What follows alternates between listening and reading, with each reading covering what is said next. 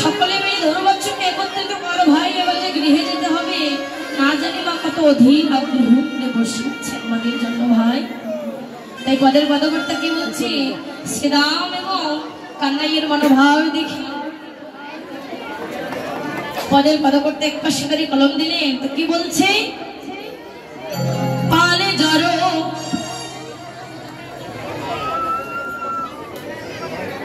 করো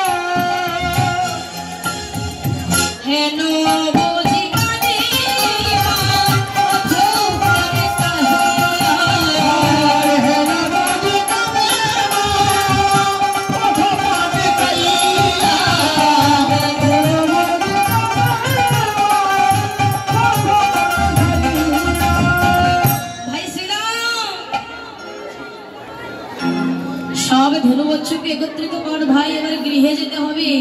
গগনে আর বেশি বেলা নেই, কেননা গোপাল যখন গোষ্ঠী গেছিল তখন কিন্তু মা যশোমতীকে অনেক অনুনয় বিনয় করে গোপালকে নিয়ে গেছিল গোষ্ঠে। এমনিতে গোপাল সবার ছোট, তাই মা যশোমতী যেন গোপালকে সবসময় চোখে হারায়।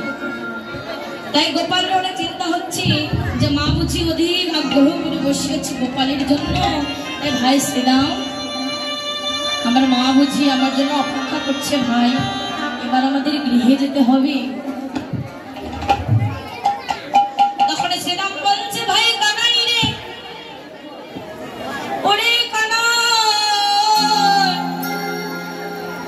একবার বল তো ভাই তোদের ঘরে কি কাম আছে ভাই? কানাই তুই বল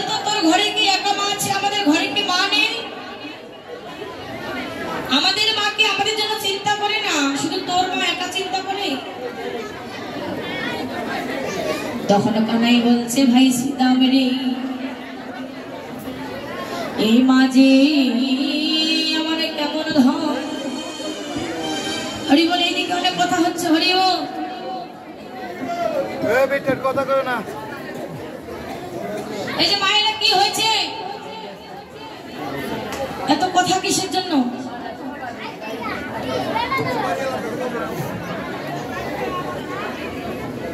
হরি বল। বাবা আপনারা ডিম চিনেন তাই না? ডিম, ডিম হাঁসের ডিম বা মুরগির ডিম তো চেনেন। ডিম তো সবাই চেনে, মায়েরা বিশেষ করে বেশি চেনে। তো একটি মুরগি বা একটি হাঁসকে যখন ডিম বসিয়ে দেওয়া হয় বাচ্চা ফোটানোর জন্য, তো মায়েরা বলেন তো কত হালি করে ডিম বসিয়ে দেন? কত হালি করে ডিম বসিয়ে দেন বলেন? আপনাদের বাড়িতে হাঁস মুরগি নেই? হাঁস মুরগি কার বাড়িতে নেই? হাত তুলেন তো দেখি। কয়েকটা হাত উঠেছে শুধু। মায়েদের বলছি হাঁস মুরগি নেই?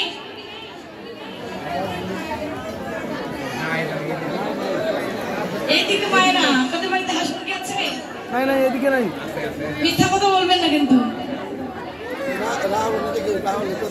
আগে হরিবাসরে এসে বলছেন এখন বলবো না, বাড়িতে তো আমাদের আছে। এখন শুধু প্রশ্নের হাত থেকে বেঁচে যাব।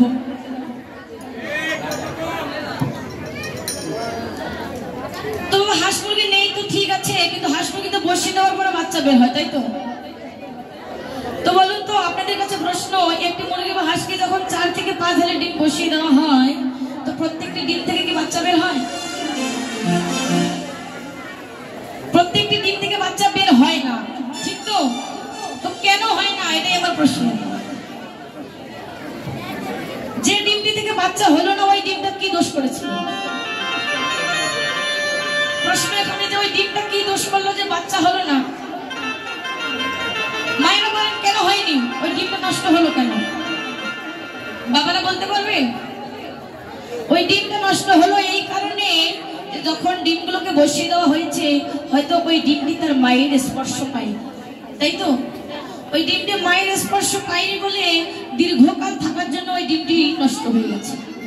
ঠিক তদ্রূপ এই হরিবাসর প্রাঙ্গণে এসে যতগুলো বৈষ্ণবের আজকে এখানে আগমন হয়েছে, আপনারা সবাই যদি হরিবাসর প্রাঙ্গণে এসে হরিবাসরের হরিকথা কৃষ্ণ কথা না শুনে, হরিকথা কৃষ্ণ কথা না শুনে, হরিবাসরের স্পর্শ না পেয়ে যদি দূরে বসে থেকে গল্প অন্য কথা বলে, তো শাস্ত্রে প্রমাণ করেছে সেই ভক্ত ওই ডিমের মতো নষ্ট হয়ে যায়নি। তাই গৌর হরি বল।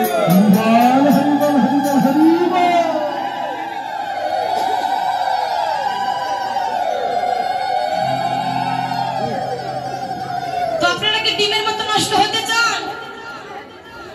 যদি ডিমের মতো নষ্ট হতে চান তাহলে কিন্তু কথা বলতেই থাকবেন। আর যদি মনে করেন যে আমরা নষ্ট হবো না, এত দূর পর্যন্ত এসেছি, তবে কি হয় হোক, হরি কথা কৃষ্ণ কথা যেটুকু শ্রবণ করুক না কেন, আমরা শ্রবণ করে যাব। আপনাদের কাজ হচ্ছে রাজহংসের মতো। রাজহংসকে যদি জল এবং দুধের মিশ্রণ করে দেওয়া হয়, রাজহংস এতটাই চালাক, জলটুকু বাদ দিয়ে দুধটুকু গ্রহণ করে। তো আপনাদের কাজ হলো, আমি যতগুলোই কথা বলি না কেন, আমার ভুলগুলোকে রেখে সঠিকগুলো গ্রহণ করবেন।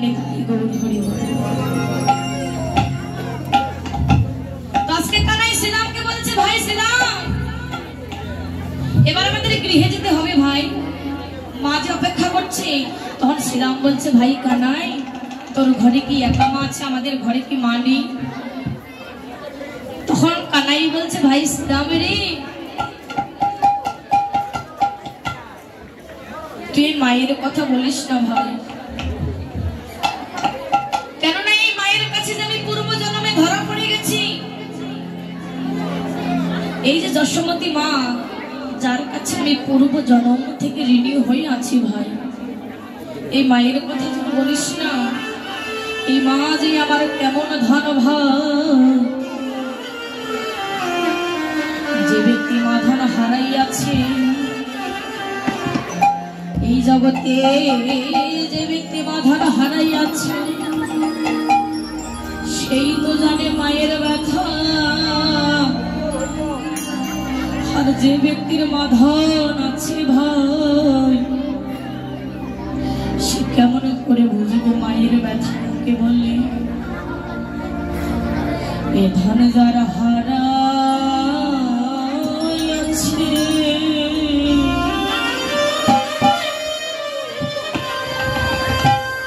সেই জানে মায়ের ব্যথা।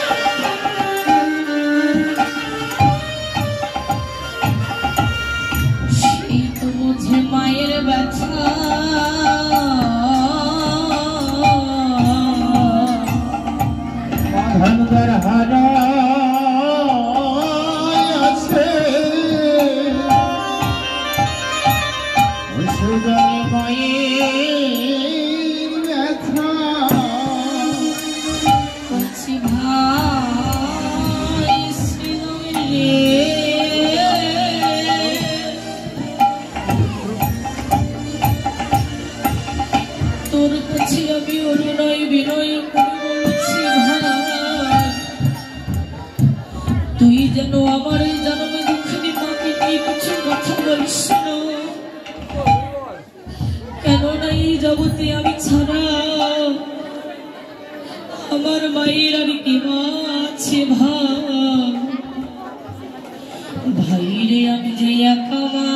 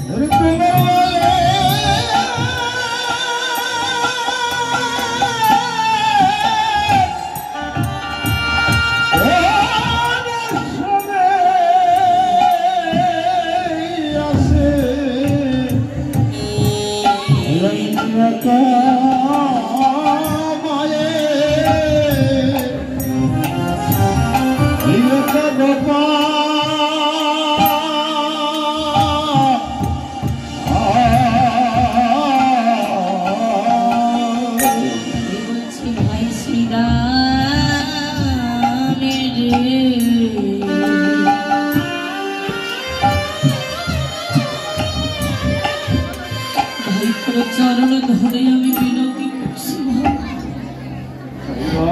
পায়ের কথা বলিস না ভাই। এই জগতে যে ব্যক্তি বাঁধন হারাইয়াছে সে ছাড়া কেউ বুঝে না মায়ের ব্যথা কাকে বলে। ভাই আমরা তো এখনো মা হারাইনি ভাই, সে মায়ের কথা বলিস না শ্রীরাম। একটি মা তার সন্তানের জন্য সব কিছু সহ্য করতে পারে, কোন মায়ের যখন সন্তান থাকে না সে মাটি কিন্তু অনাথ আশ্রম থেকে হলেও একটি সন্তান খুঁজে আনে। আর ছেলেমেয়েরা কি করে, ঠিক ওই বাবা মাকে বৃদ্ধ বয়সে বৃদ্ধাশ্রমে পাঠিয়ে দেয়।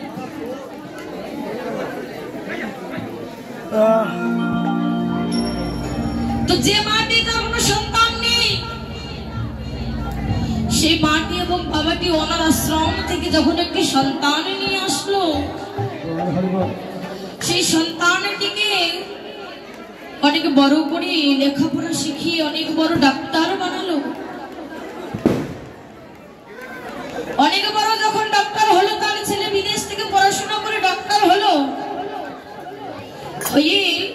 প্রত্যেকটি দিন যখন তার মা ছিল প্রত্যেকটি দিন তার সন্তানের জন্মদিন পালন করে। ঠিক একদিন যেই না তার সন্তানের বিবাহ দিল, নতুন বউ আসলো ঘরে। কিছুদিনে যেতে না যেতে নতুন বউ বলছে, শোনো, যদি তুমি তোমার মায়ের কাছে থাকতে চাও,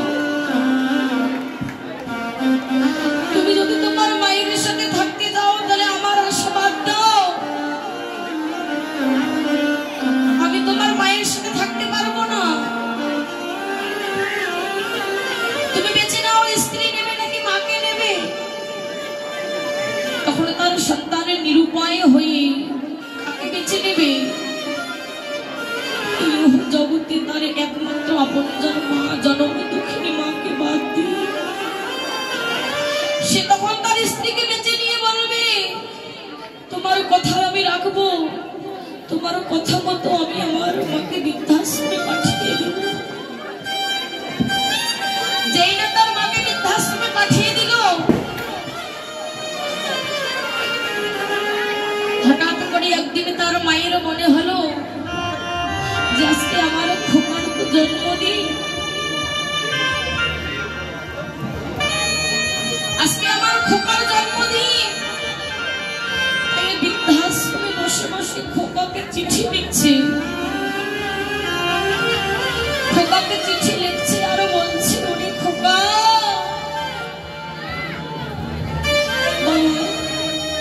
তুই যে মিষ্টি, তুই যে পায়েস খেতে বড় ভালোবাসিস বাবা, তুই যে মাসে মাসে এখানে বেতন পাঠাতিস, সে বেতন থেকে কিছুটা সঞ্চয় করে আমি তোর জন্য পায়েস ভোগের চাল সঞ্চয় করেছি। তুই যে সেই ছোটবেলা থেকে পায়েস খেতে বড় ভালোবাসিস বাবা। তবে শোন খোকা, তোর এত বড় বাড়িতে সবার জায়গা হলো বাবা, এত বড় বাড়ি করেছিস, সবার জায়গা হলো, কিন্তু এই তোর জনম দুঃখিনী মায়ের জায়গা হলো না বাবা। আমি কি অনেক বড় জায়গা দখল করে নিতাম,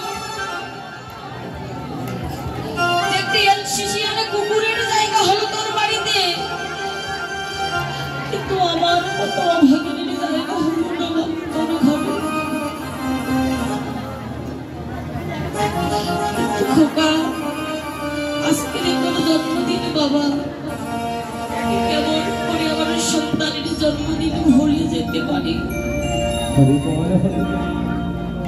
ঠিক এভাবে যখন মা তার সন্তানকে চিঠি লিখছে, যখন ওই বৃদ্ধাশ্রমের মালিক জানতে পারলো যে তার সন্তানের জন্য চিঠি লিখেছে, পায়েস ভোগের চাল রান্না করেছে, ওই সময় তার সন্তানকে খবর দিচ্ছে, ওরে খোকা, এদিকে তুই এত বড় আনন্দ করেছিস, কত বড় আয়োজন করেছিস, তোর বাড়িতে কত আত্মীয় স্বজন এসেছে,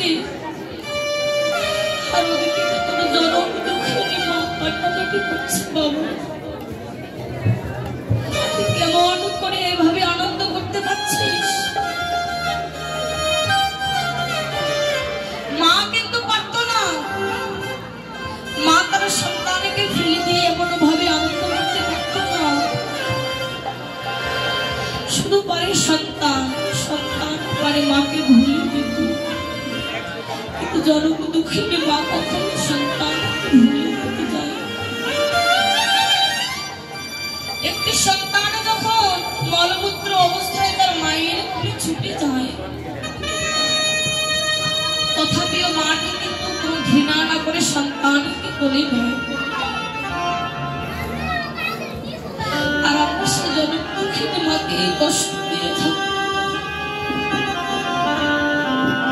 যেদিকে তার সন্তান তার মাকে বৃদ্ধাশ্রম থেকে নিয়ে আসে, তার বউ যখন আবার বিভিন্ন কথা শোনাচ্ছে, তখন বলছে এবার তোমার মাকে বনবাসে দিয়ে আসো। তখন গভীর রাতে তার ছেলে তার মাকে দলিত করে নিয়ে বনবাসের দিকে যাচ্ছে। গভীর বনের দিকে প্রবেশ করছে সন্তান তার মাকে নিয়ে। তাড়াতাড়ি করে মাকে দূরে জঙ্গলে রেখে আসতে পারলেই বেঁচে যায়, কিন্তু যখন তার মাকে ওখানে রেখে আসবে, ঠিক তখনই আকাশে বিদ্যুৎ চমকাচ্ছে। তখন তার মা নয়ন বাড়ি অনুসরণ করে বলছে, ওরে বাবা, তুই আমাকে জঙ্গলে রেখে যাচ্ছিস তো বাবা? তবে শোনো খোকা, আমাকে তুই জঙ্গলে রেখে যাবি, কিন্তু বাবা তাড়াতাড়ি করে যেন তুই বাড়ি ফিরে যাস বাবা।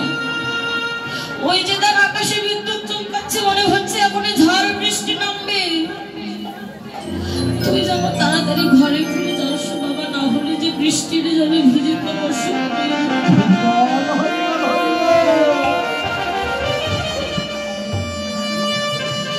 তাড়াতাড়ি করে ঘরে ফিরে যা, না হলে বৃষ্টিতে ভিজে তোর জ্বর শক্তি আসবে খোকা। সন্তান বলছে,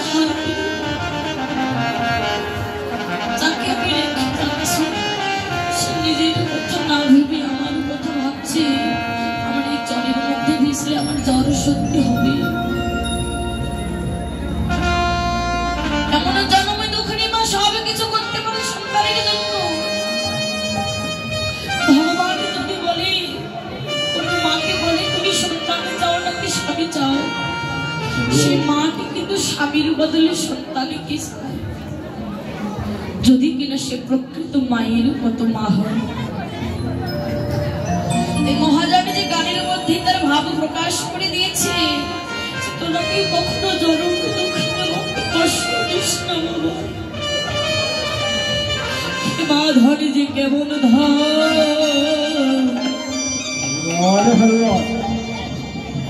ওরে মা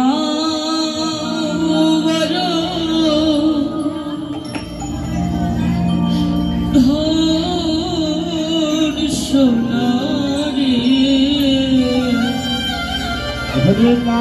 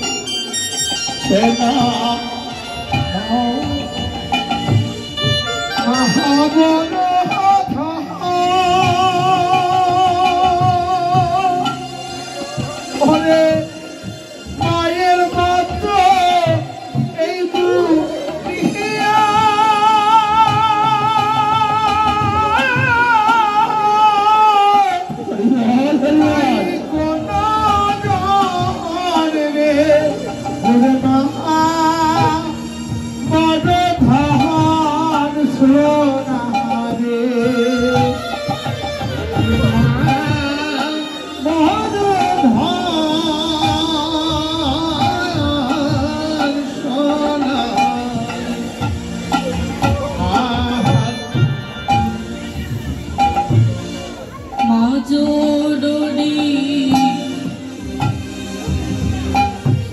আছে সুখের সীমা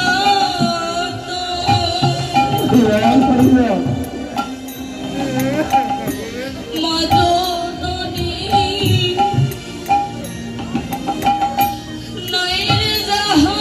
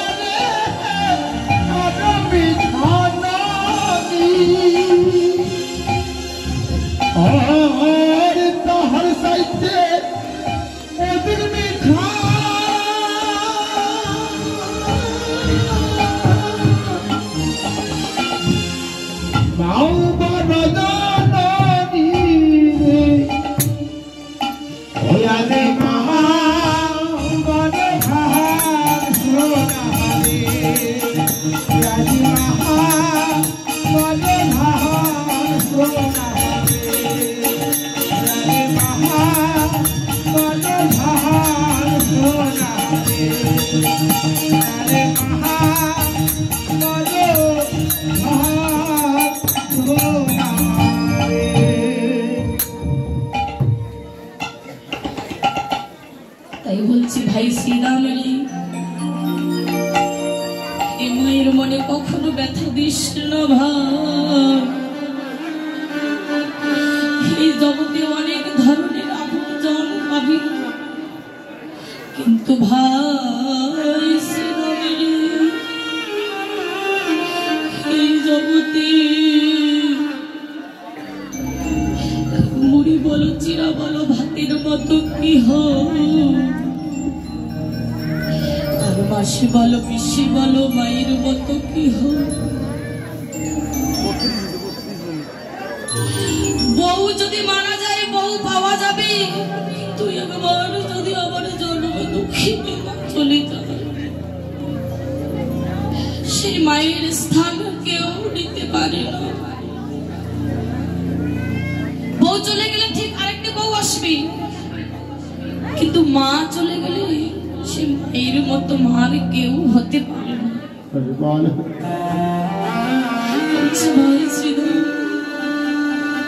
মায়ের কথা বলিস না ভাই, কেননা এই মায়ের কাছে আমি পূর্ব জন্মে ধারণ করে আছি ভাই। যত পারিস মায়ের চরণে মতি রেখে সদা সর্বদা ভক্তি করিস ভাই। ভাই শ্রীদাম, তোমরা রেখো রেখো মায়ের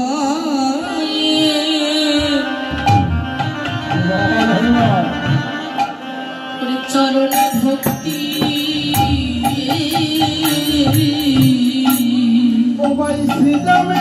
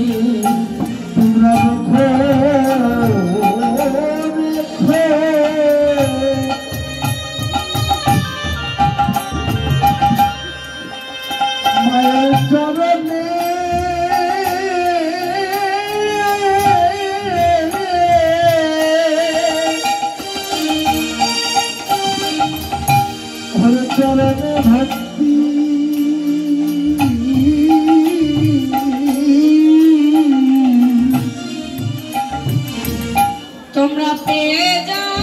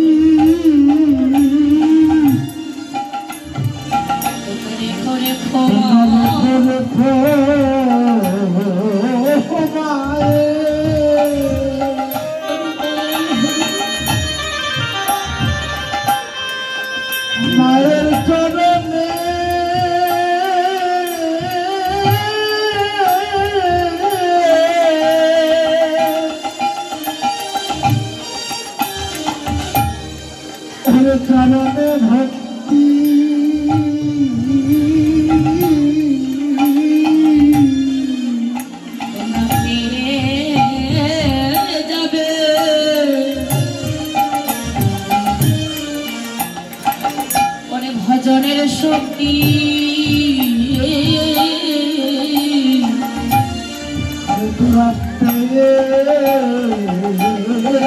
যাবে